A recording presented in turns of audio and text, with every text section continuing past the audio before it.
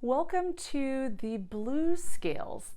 We have worked a lot on this channel and produced many tutorials for the major scales and the minor scales, especially harmonic minor. So what I'm diving into in this tutorial is the C blues scale. And we want to just kind of look through these notes. The scale is a bit different than what we've found in the major and minor keys. Most noticeably is that we only have 6 notes in the blues scale instead of 7.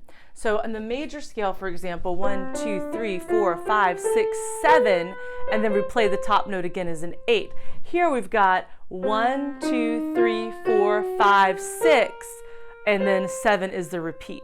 So we're short a note, and this is a bit of a gapped scale. There's gaps where we leave out a note altogether, and you notice that the fingering will adjust accordingly. So let's see what this looks like with the correct fingerings, with the correct notes. Come along, I'll introduce you to it. Here we are, middle C, right hand will put you up there. Okay, so we're going to immediately stretch that second finger to E flat. Yep, we're skipping the D altogether.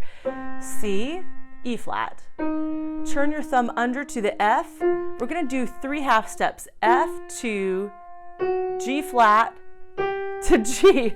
Yeah, those 3 keys, all half steps right there.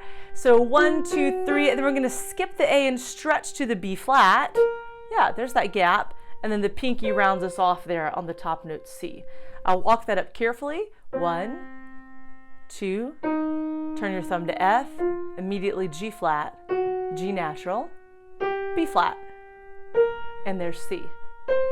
Coming down all the way through the thumb here. Look out for those half steps. Cross that second finger. Now, one of the things that you may have to fight with if you are a student of major minor scales, when you cross down in the right hand, we're used to doing the idea of 5 fingers, but noticing that we're not crossing a 3 on the E flat, but a 2. We only have 2 notes left to play, so we only need that second finger. It is very common that you may feel that's a holdover from C minor, where we always have that 3rd finger. So watch out, and if you make mistakes, don't get frustrated at yourself. Give it time to sink in a little bit. Okay, left hand, let's go over your fingering. How does that work? An octave lower, I'm going to start here with my 5th finger, stretch the 4th finger up. There it is. I'm going to do all 5 fingers first here. 5, E flat is 4, F, G flat, then G natural. Notice that I'm trying to keep my 5th finger here up more into the white key range and black key range, so I'm not playing here and then having to dive for that flat. If I kind of play it in the middle area of the keyboard, I can reach all the notes equally and keep that wrist nice and comfortable. After I reach the thumb, which you can play about here, I'm going to cross over and play my 2nd finger for the B flat, and there's home plate right there. Coming down, you'll play only those 2 notes. It'll feel a little different, only 2 notes, and then immediately the thumb, and walk it all the way down until you reach the 5 again. So use that, practice it as much as you need to. That is the correct fingering. So we're going to add the last fun bit to this. It doesn't quite sound like the blues scale in totality. So there's a couple of things we want to talk about to get it to that point. So one of the things that you want to notice, especially if you are studying music theory and how music is joined together, how is it put together, you notice that in the blues scale here, we have a lowered 3rd, a lowered 5th, and a lowered 7th. So 3 notes above, E flat, C to E flat, C to G flat, C to B flat. So we have a lowered 3rd, a lowered 5th, a lowered 7th. That's very important parts of the blues scale here.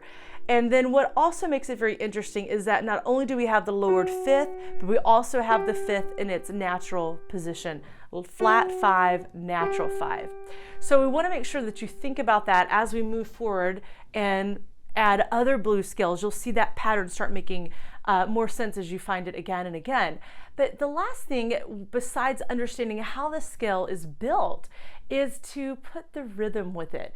Blues has very distinctive rhythm patterns, and here's one that I think fits the scale well and gives it kind of that final polished sound. to feel like, oh, I'm really playing a blues scale. So I'm gonna do it nice and slow so you can join in with me when you feel ready. All right, so right hand.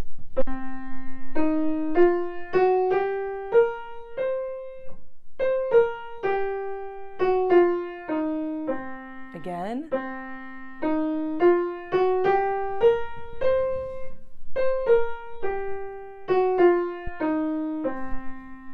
You notice I linger on a few notes, then I rush through some other notes. Syncopation. I'm displacing the beat so every note is not exactly the same length as the other.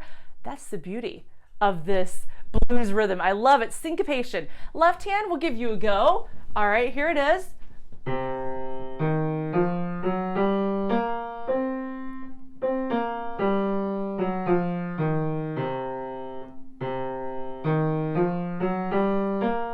Walking down, thumb, stretch, using that elbow to help me support that fifth finger. I've got a kind of an awkward gap between that 3 and 5.